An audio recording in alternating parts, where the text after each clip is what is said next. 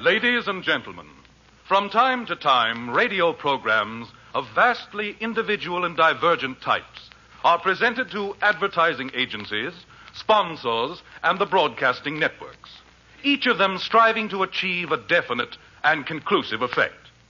There is, for example, the Mystery Show.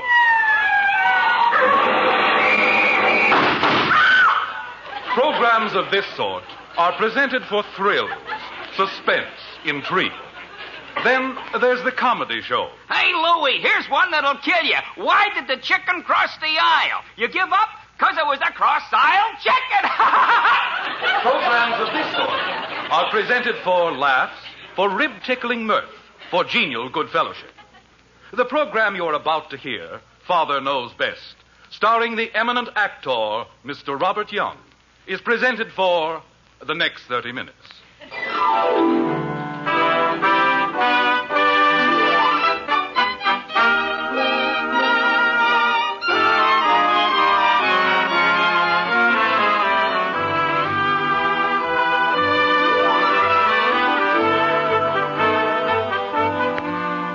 In an average town, Springfield, on an average street, Maple, lives an average American family, the Hendersons. The husband, Jim, is very much in love with his wife, Margaret, and they're both quite fond of their 3 children, Betty, Bud, and Kathleen, which I should say is average way for parents to feel.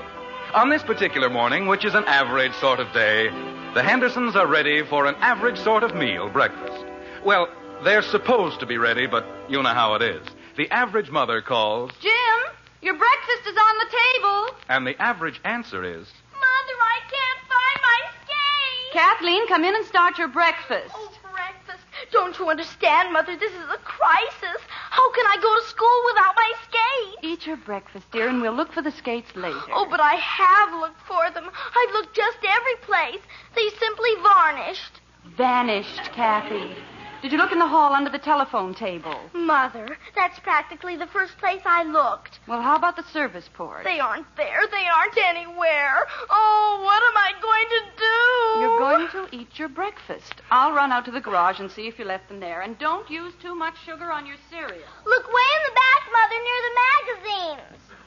Oatmeal. It's all you ever get around here is oatmeal.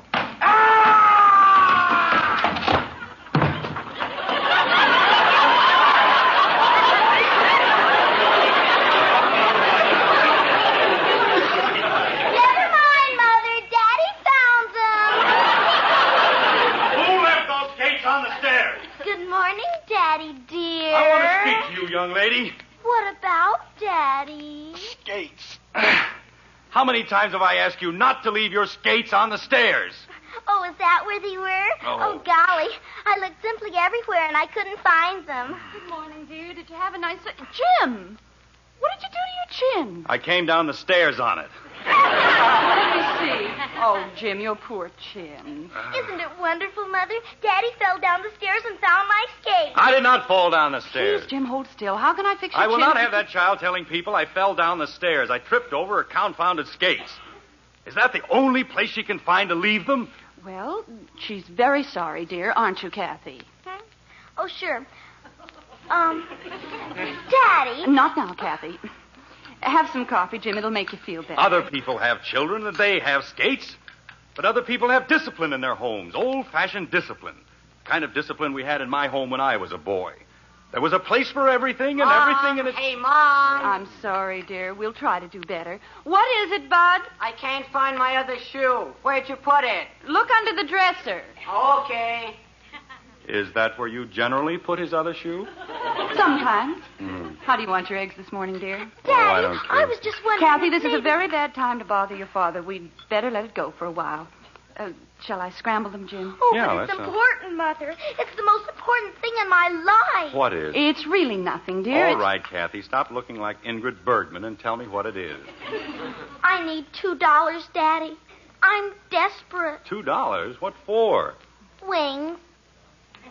What did she say, Margaret? She said wings. That's what I thought. Why does she need wings? I have to be an angel. I told them I would. I just have to be. And they cost $2. It's the school play, dear. Kathleen said she'd be an angel. Well, I can see they're certainly not casting to type. Kathy, you get an allowance, don't you? If you can call it that. A quarter. When I was 9 years old, I had to work for every penny I got. I couldn't walk up to my father and say, I want $2 for wings. Were you an angel? I most certainly was not. Well, then, you didn't need wings. But I promised I'd be an angel. All right, then find a way to sprout wings without my $2. Oh, but, Daddy, I'll be just ruined. Oh, Mother, can't We won't you... discuss it any further, Kathy. Your father knows best. How will I face them without wings? They were counting on me. Morning, everybody. How's it? What happened to the squirt? Oh, just a minor tragedy.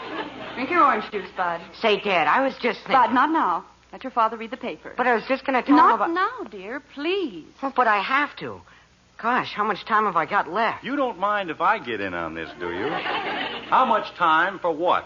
Well, Dad, we're going on a picnic tomorrow. A whole bunch of us. Fine, have a good time. He can go on picnics, and I can't even have wings. You treat me like an orphan around here. Nobody even loves me. Oh, Kathy, stop being dramatic. Everyone loves you. Sure, but not $2 worth. Kathleen, your brother's not asking for $2. Your brother's not asking for anything. Except permission to use the car. Except permission to use... Except what? Well, that's what I was going to ask you about. You see, we're all going out in the country, and I told everybody... You're not going to use the car. Oh, but, Dad, if I don't, how am I going to go? You have a bicycle, haven't you? When I was your age, I was traveling all over the state on my bicycle. With a girl? How can I take a girl on a bicycle? Jim, I just thought One moment, that... Margaret. James Henderson, Jr., you are 15 years of age, and young men 15 years of age do not go traipsing around the country with girls in my car. But everybody else does, Dad. I mean, they get to use their father's car. Joe Phillips uses his father's car, and he's 2 months younger than I am. I wouldn't care if he was 3 months younger and had wings. You may not have the car. Bud, you know your father doesn't approve of children driving automobiles. Children. If I want the car, I'm too young. If I want to go to the circus, I'm too old. I wish somebody around here would decide how old I am. We've decided you're too young. Now, that'll be all of that. I'll be an outcast. That's what I'll be. I'll be poisoned with every hunk of date bait in the school. Me and a bicycle. Bud, you'd better eat your eggs before they get ice cold. What a time to think about eggs. Dad, how would it be if No. But I was just going to... No. But you don't even know... No. Whatever it is, no. Oh, fine. The way I'm treated around here, you'd think I was an orphan. Copycat, I said it first. Quiet, Squirt. Kathy, leave your brother alone and finish your milk. But I did say it first, didn't I, Daddy? I said it first and Bud heard me, and he's an old copycat. I am not. I wasn't even listening to you. You were, too. You heard me say it, and then you said it, and you're an old copycat. I am not. You are so. I am not. You are so. Quiet, both of you, quiet. Oh, Margaret, why can't we ever have a peaceful breakfast in this house? I'm sorry. I don't Yeah. think it's asking an awful lot. When I was a boy, we had wonderful breakfasts, quiet breakfasts, peaceful breakfasts. We had respect for our elders. Sure, but you didn't have a kid sister like the brat. I'm not a brat. You're a brat if I ever saw one. I am not. You are so. I am not. You are so. Quiet! Good morning, Mother. Good morning, Father. What's the matter with her? Too late. I know. I was looking out the window at a bird. It was sitting on an egg.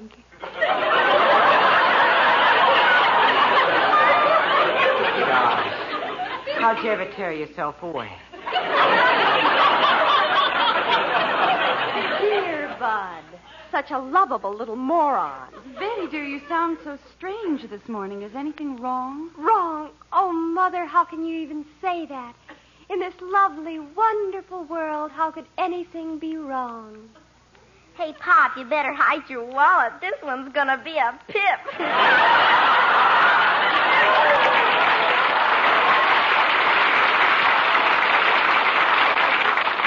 Father, if you don't do something about Betty, that if you child... don't mind, I believe I can manage my family without your assistance. Kathy, Yes, Daddy.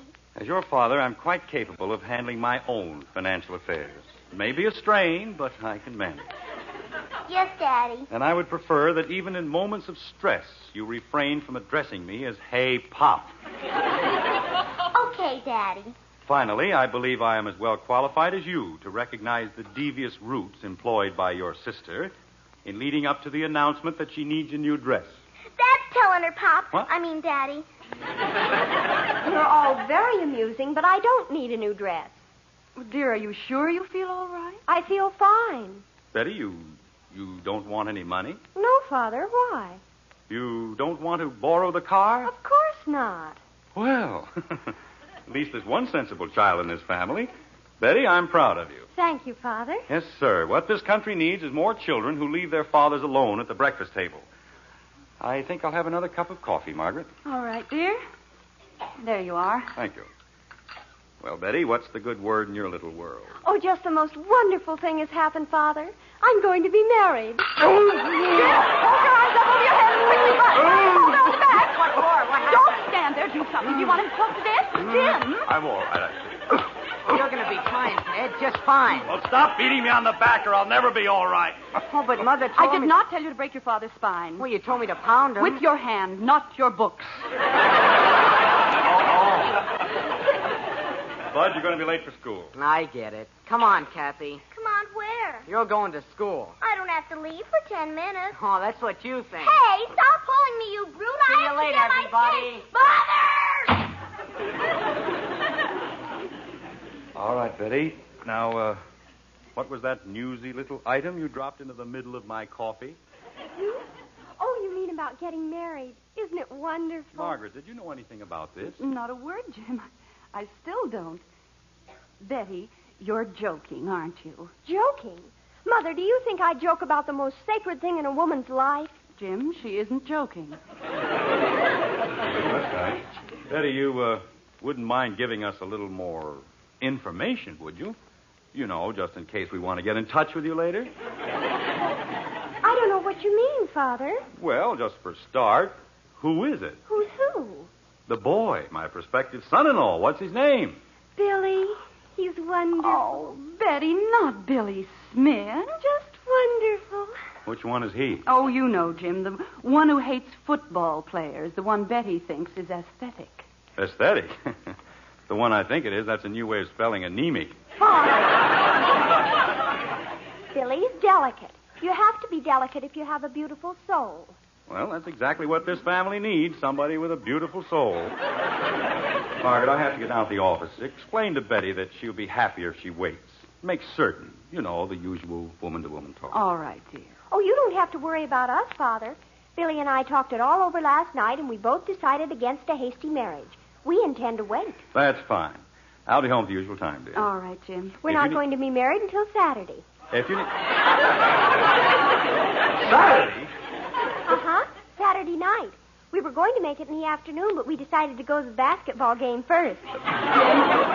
This is an emergency. Put your hat down. I'll put more than my hat down. Betty, this is the most ridiculous piece of conversation I've ever heard. Father, you mean you don't approve? Now, there's the first intelligent remark you've made since you got up. I most decidedly don't approve. But I don't understand. You've always liked Billy's father. You mean Hector Smith? Of course I like Hector Smith. He's one of my best clients. Why don't you marry him? But he is married. Betty, your father and I have always thought Just that a moment, Margaret. I'll handle this. Betty, you're 17 years of age. You're in your first year at the university. You will not marry Billy Smith or anyone else until after your graduation. That's final. Graduation? But that's 3.5 years. I'll be over 21. Why, the best years of my life will be gone. Well, darling, we can always have Bud push you up to the altar in a wheelchair. You're laughing at me, and I think you're horrid. You're just old-fashioned, both of you. You've forgotten what it is to be young and in love. You don't seem to understand that things are different now. Oh, Betty, nothing's any different. Things like that don't change. They do, too. Things change all the time. People change, customs change, everything changes, only you won't admit it. Oh, darling, why don't you listen to your father? Things are no different now than they were when we were your age. The young people wore different clothes and they sang different songs, but fundamentally they were the same, and even then boys and girls didn't rush headlong into marriage. Not until they were ready for it. You bet they didn't. They listened to their fathers. They were willing to benefit from a lifetime of experience. Why, when I was courting your mother, I remember when... How old were you when you married Father?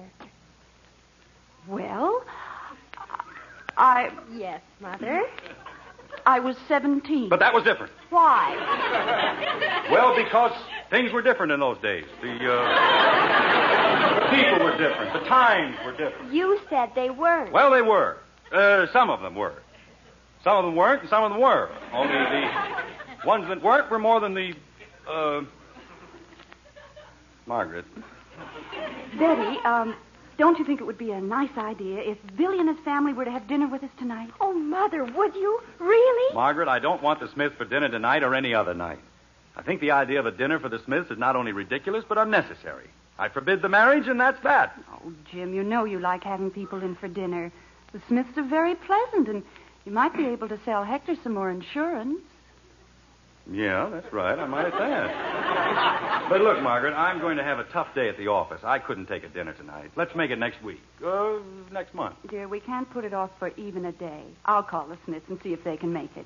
Shall I tell them dinner will be at 7:30? 7:30? What's the matter with 6 o'clock? I'll be starved by 7:30. Jim, it just isn't done. Well, it's going to be done tonight. We'll have dinner at 6. I'll ask them to be prompt, dear, at 7:30.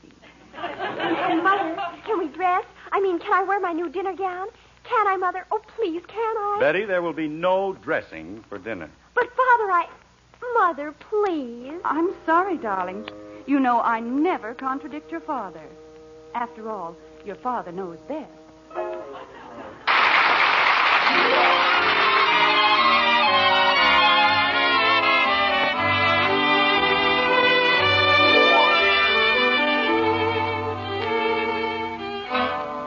It's been a long day for the Hendersons. The specter of a fair young child, married and gone before her time, has hung like a pall throughout the day. It would have, that is, if the Hendersons hadn't been so busy. Jim, you see, had a hectic day at the office. 6? Why, you robber, how about the 2 strokes in back of that tree? And don't tell me those snakes followed you over from the last hole. At the office. Bud has been involved in the intricacies of a higher education. But, Margie, it's healthful riding on a bicycle. Why, look at all the fresh air you'll get and the beautiful muscles. We could even... Margie? Hello, Margie? Hello? Kathy has been involved in serious plans for the future. What do you mean they don't take girls in the Foreign Legion? I'll bet they do, especially without wings. You just wait, you'll see. Margaret? Well, Margaret has been very busy cooking an extra special dinner for the Smiths. And if there's one thing Margaret can do, it's cook. Yes, sir, Margaret, if there's one thing you can do, it's cook. That's what I always say. You see? Now we can proceed. Proceed. Thank you, Hector. Would you care for another piece of pie? Margaret, please, I've already had 2 helpings. You have 3. Kathy. How about another cup of coffee, Heck? Nothing like a cup of Margaret's piping hot coffee. Well, if you insist. Hector? I guess I'd better not, Jim. You know how it is. Doctor's orders. Oh, sure. Well, how about you, Doctor? Thank you, no. 1 cup of coffee is quite sufficient. Well, I'm a 2-cup man myself. You know, I was reading just the other day about a Jim, fellow it's not that we don't enjoy your informative little talks, but I was under the impression that this dinner had, well, shall I say, a more or less definite purpose. Oh, you mean... Oh, sure, absolutely. You know, I had a long talk with Heck before dinner. Jim, dear, I hate to interrupt, but don't you think it would be a good idea if Bud took Kathy to the movies? In the middle of the week? I certainly do not. Oh, I see what you mean. Bud, how'd you like to take Kathy to the movies? Oh, boy. I wouldn't. I can't think of anything I'd rather do less. Well, that's fine. Here's $1. Have a good time. Oh, Dad, do I have to? Yes, you have to. That'll be enough of that, Kathy. But I'm surprised. You ought to be glad to take your sister to the movies. I'd rather go with a gorilla. You don't know what she's like. She never even looks at the picture. She sits around backwards and stares at the people. They're funnier. I like to look at their faces. All right, Bud, get going and come home right after the show. If I'm still alive. Good night, everybody. Come on, Hey, Stuart. stop pulling me. Why do you always have to pull me? Lovely children. They mean well, I think. Mother. Yes, Betty? Mother, Billy and I have been talking, and... Billy, you tell them.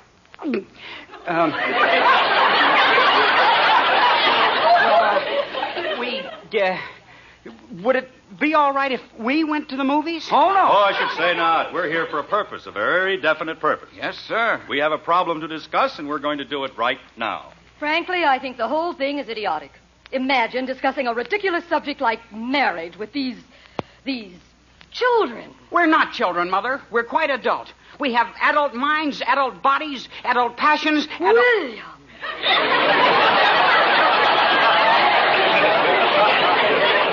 Elizabeth, as I said before, Hector and I had a long talk just a little while ago. Right, Heck? Right. And we're in complete agreement on the subject, right? Right. We both feel that open discussion is the only sensible procedure in a matter of this sort, right? Right. Hector, stop being so agreeable. Right. I mean, yes, dear. Margaret, Elizabeth, Hector and I have agreed on what we consider a very sound solution to the entire problem. We have decided to permit Betty and Bill to be married immediately. Jenny! Holy cow! I've never heard anything so outrageous in my entire life. Hector, get your hat. William, we're leaving this instant. I'm not going, Mother. As soon as William! I'm 18, Mother. I've got a mind of my own. I love Betty, and we're going to be married. Well, I never... All right, now that's settled. You're going to be married. Oh, Mother, isn't it wonderful? I don't know. Yes, sir. Nothing like marriage and responsibility to set a man straight. Where do you kids figure on living? After you're married, I mean. Oh.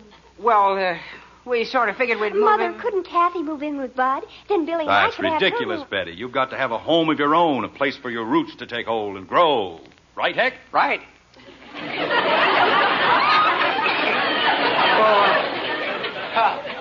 Well, gosh, that'd be kind of expensive. And on my allowance... Oh, don't worry about your allowance, Billy. Married men don't go around taking allowances from their fathers. They don't. Of course not. They're too proud to be supported by their fathers. I'm not.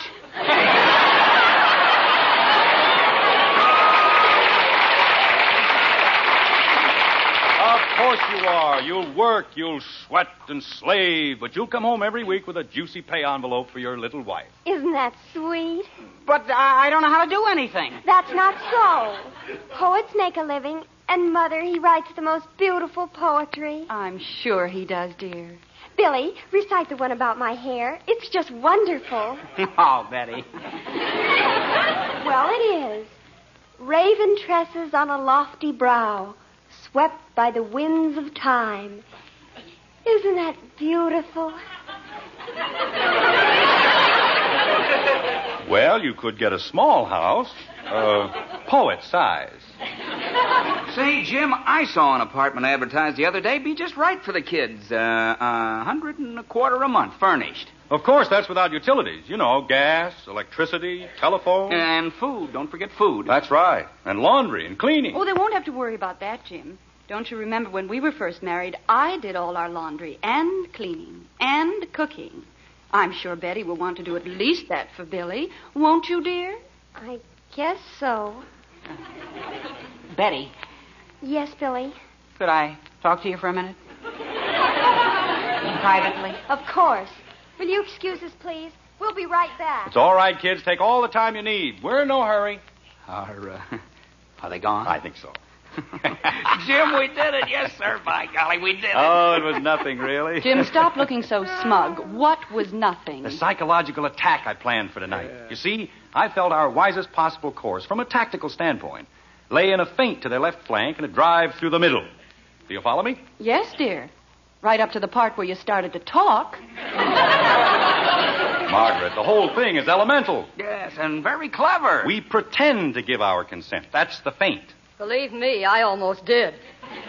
Then we hit them with both barrels. The cost of living, the struggle for existence. They retire in disorder. Their armored units are smashed. Their rear guard is demolished. What a fight. Dear, the enemy is back. Oh, come on in, kids. Everything all settled? I think so, Father. Pretty much settled, sort of. That's fine. Now, what did you finally decide? You know very well what we were forced to decide. We have to wait. Why, Betty, I thought that you and Billy... Mr. Smith, you don't have to continue the ridiculous performance you and my father were putting on. Betty! Oh, Father, you can be so juvenile at times, really. Apart from it's $125 a month. We know some kids have one for 45. You older people ought to get straightened out on the simple facts of life before you start fooling around with psychology. Jim, your mouth is open. Now see here, both of you kids. Just a moment, Jim. Betty, exactly what do you and Billy intend to do? Well, as long as our families are determined to exercise parental prerogatives, we'll just have to wait until we're financially self-sufficient. Right, Billy? Right. Well, I never. Well, Betty, how long do you figure it's going to take you and Billy to become financially independent? A few years. Well, that gives us a little time to look around for a wedding present, eh, Heck? That's right, Jim. A couple of years, it's a long time. A lot of things can happen. Mm-hmm. Hector, how about another cup of coffee? Oh, thank you, Margaret. I think I can use one. You know, Margaret, I'm very relieved. I'm so afraid of hasty marriages. Don't mind us, Mother. Just go on talking as if we weren't here. Oh, I'm sorry, dear. It's just that I was so afraid you were going to make the same mistake I did. Oh, I wouldn't exactly say you made a mistake, Elizabeth. Heck's a pretty nice guy. Yeah, well, thanks, Jim. You can send me a check in the morning. I suppose I have been fairly fortunate. But, of course, people aren't always that lucky when they marry beneath them. I suppose not, but when they what? Elizabeth, we'd better go. It's getting late. Wait a minute, Heck. What was that crack you made, Elizabeth? Well, after all, my mother was a Stuyvesant, and I certainly... In have a other right words, to... you think Betty isn't good enough for your son. I'm sure that isn't what Elizabeth meant, Jim. That's what she said. Well, isn't that what you said, Lizzie? Don't you dare call me Lizzie. Why not? If you can say my daughter isn't good enough for that puny excuse of a son... Now, just a minute, Jim. Writing poetry. What makes you think he's such a bargain? My boy has a fine head on his shoulders. What shoulders? I've seen better heads on a small beer. That's so. Yes, that's so. This is what comes from slumming. Slumming? Now, you listen to me, Elizabeth Smith. Your mother may have been a Stuyvesant, but my father spent half his life picking your father out of the gutter. And he wasn't lying down just because he was tired. I think I'm going to faint. Hector, I'm going to faint. Go ahead, dear. I'll catch you. You ought to be ashamed, upsetting my mother with your vulgar insinuations. Vulgar? Why, you little pipsqueak. If you were my son, I'd vulgar you so hard you wouldn't sit down for a week. Fortunately, I am not your son. Peasant. Peasant? Don't you dare call my father a peasant, Billy Smith. Don't you dare. Well, that's what he is. He is not. He certainly is. Well, I'd rather be a peasant than a pipsqueak. Don't you call me a pipsqueak. I will if I want to. Pipsqueak. Peasant. I never want to see you again as long as I live. Well, you won't if I can help You're it. just a Hector. Just a minute, dear. Say, Jim. Sorry I lost my temper, Heck. Oh, that's all right. Say, Jim, that thing about...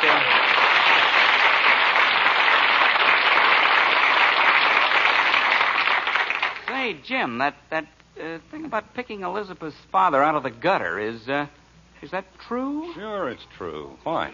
Oh, just wait till she pulls that Stuyvesant stuff on me again. Thanks for a lovely evening, folks. Come on, Lizzie.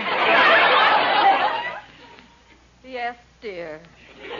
And, Billy? Yes, Father. Come on, Pipsqueak.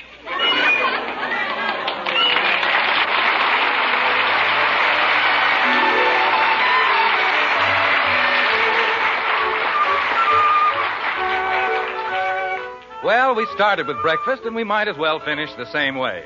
Let's drop in at the Hendersons at breakfast time the very next morning. The average children are still getting dressed. The average mother is racing around the kitchen. And the average father...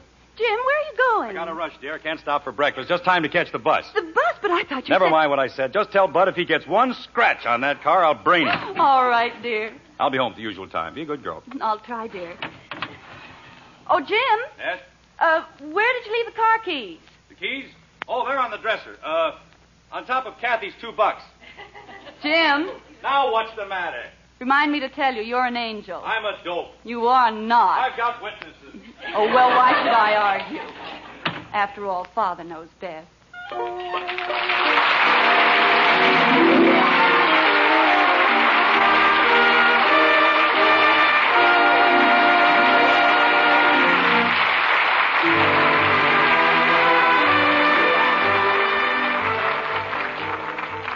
Members of our cast are Robert Young as Jim Henderson, June Whitley as Margaret Henderson, Rhoda Williams as Betty, Ted Donaldson as Bud, Norma Jean Nielsen as Kathy. Robert Young will soon be seen in RKO's Baltimore Escapade. Ted Donaldson may be seen in Warner Brothers' Decision of Christopher Blake. Others in tonight's cast were Virginia Gordon, Herb Vigran, and Sam Edwards. Music was written and conducted by Roy Barger.